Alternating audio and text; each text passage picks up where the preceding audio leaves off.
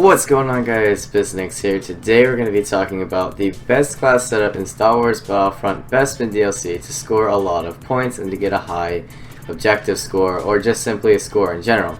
This is going to be effectively the best way to level up to get to level 70 because everybody wants the Shadow Trooper skin, and I only have a couple friends that actually have it now, so yeah. But before I go any further, I just want you to know, subscribing to my channel grants you daily Star Wars Battlefront videos.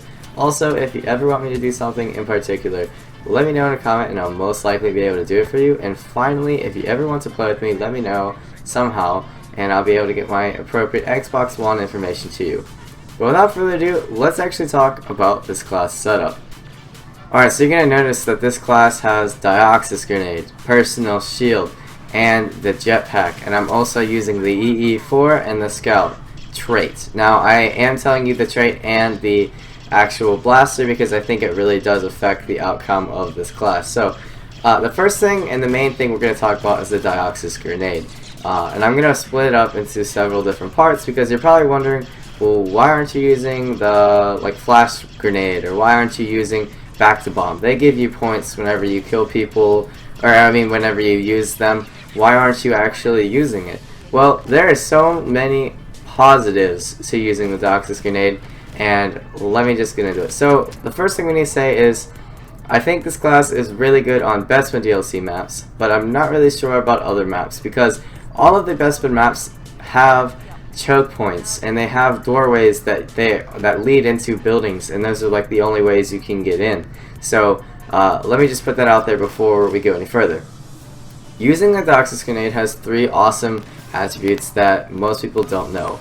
One, it does damage. Two, it can actually give you points for assists, and three, it'll tell you where enemies are at. So let's just give scenarios for each one. It does damage, and it gives you points for doing damage.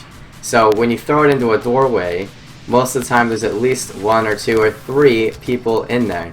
If they're standing in it for like 1 second, you're going to do automatically 30 damage, and times that by 3, the 3 people that are standing there. And as long as they stand in it, the more points you're going to get. I've gotten upwards of 600 points, and that is through getting damage, through the Dioxis grenade, getting assists, and even killing them sometimes if they're stupid enough to stand in it that long. I will tell you, Dioxis grenade, when it's upgraded, does around 15 to 20 damage every time you're standing in it, so you're going to get those points a lot faster. This class still works with unupgraded, but it really works well with the upgraded. Alright, so now moving on to the second thing about the Dioxis grenade, and I touched on it before. You get assist points for actually having people stand in it and damaging them. So this is the only grenade that seems to do this. It doesn't work with flashbang, and it doesn't work with thermal detonators. You don't get points for damaging people with thermal detonators. You get points with the Dioxis grenade though for damaging them and getting assists. And now at this update, when you get a full 100 points no matter what, if you get an assist, this is amazing and it gives you so much more points. Let me give you an example. You throw it in a doorway and you hurt 1 or 2 people in there, but they get out of the grenade. And then you have an ally come in another doorway and they shoot them and they kill them. You get all 100 points each time. So let's just say you did 60 damage to them and you got the plus 60 damage Dioxis grenade, and then the enemy or your ally killed the enemy. You get 160 points. And this can go up and up and up depending on how much damage you got off. So that's another thing. The last thing we're going to talk about with the Dioxis grenade is the fact that it effectively acts like a scanner and tells you where enemies are at. So if you throw it in a doorway and you're looking at, you have 2 places to watch. Throw that in the doorway and then look at the other one.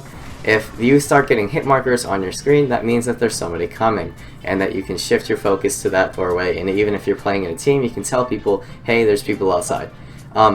Those are 3 amazing things that all grenades in this game don't do except for this one. So yeah, and the last thing you're going to say is, oh, but the cooldown time is so long.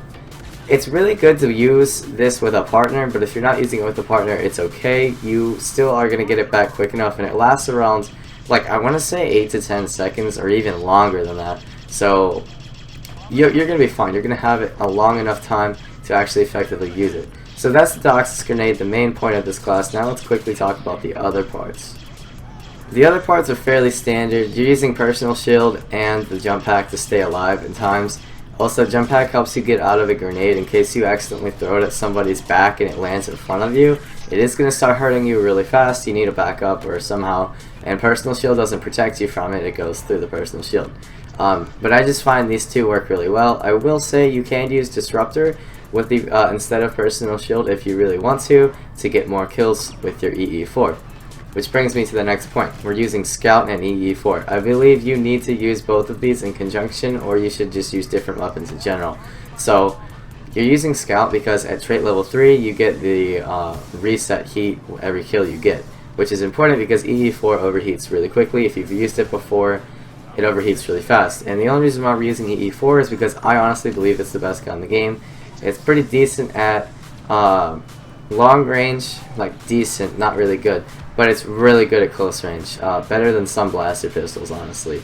So I will say though, you can use those two, or you can switch it up. If you don't want to use Scout, you feel like you're better and you don't need to use Scout, use Bounty Hunter and change up the blaster, because I don't think you're going to do really well with the EE4 if you don't have that reset heat perk. Maybe I'm wrong, but essentially you need to be using jump pack and Dioxis grenade. You can change up the other parts depending on your playstyle, but that's all I really wanted to show you. It's probably the best class in Star Wars Battlefront right now in Bespin DLC. Not necessarily in the old maps, because the old maps are fairly open, but these maps are very closed off, so it's very, very good. So guys, I hope you enjoyed this video and you thought it was helpful. If you did, be sure to leave a like. It means a lot to me, and making videos like these and trying to figure out what the best like actual star cards and stuff to use is kind of hard for me to do sometimes, because I like to use a lot of stuff and I do a lot of stuff for you guys, so a like would be really appreciated. Remember to subscribe, because I will be posting every single day. And without further ado, thank you so much for watching, guys. I'll see you guys in the next one.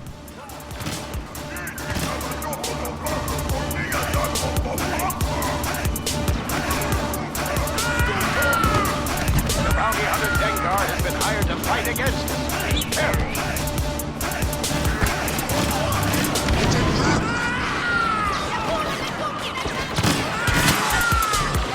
The Y-Wings are targeting the walkers.